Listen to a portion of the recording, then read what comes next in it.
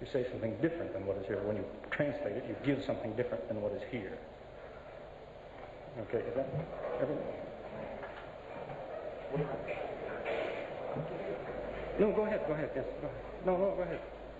The Quran refers to Adam or Adam, Ibrahim or Abraham, Daud or David, Jesus or Isa, and several others as prophets of Allah. If we accept them all as prophets of Allah, how far is it right or wrong to say that the religions taught by all these people were Islam? How correct is it to say?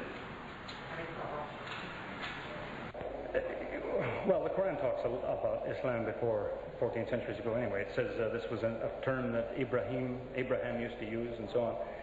It's unfortunate that in translations of the Quran, when they translate one particular verse, they translate every word except one, and it gives a lot of misunderstandings. There's a verse which says, if anyone wants a religion other than Islam, God will not accept it of him.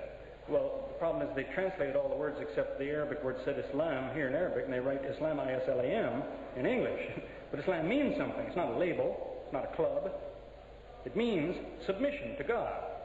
And the Arab reads that sentence. He reads, if anyone desires a religion which doesn't involve submitting to God, God will not accept it. Well, that makes sense to everybody. I don't think anybody would argue with that. That's the meaning of Islam.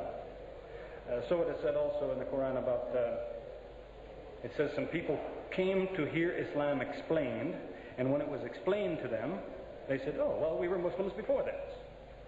So they didn't use that name, but they said, what you told us is what we believed before anyway, so I guess we've been Muslims all the time. That was my feeling. And I read the Quran and said, oh, this is what I've been saying for 15 years. So this is Islam. So I guess I've been a Muslim. Okay? This concerns what I was saying about ball of clay and a cube. To say that if you had a ball of clay and you squeeze it into a cube, now it has corners, so it's not round anymore. That's all I said. See, what somebody's pointing out is to say, yes, but it's still clay, you see. It used to be round, now it's got corners on it, but it's still clay. So couldn't it be that's how God becomes man? But see, that's exactly the point. God is supposed to mean a lot of things.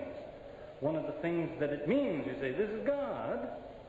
You mean this one here, he knows everything that can be known. That's one of the things you mean. So that you change the shape of the clay, it's not round. That it's still clay, don't argue about it. It's not round.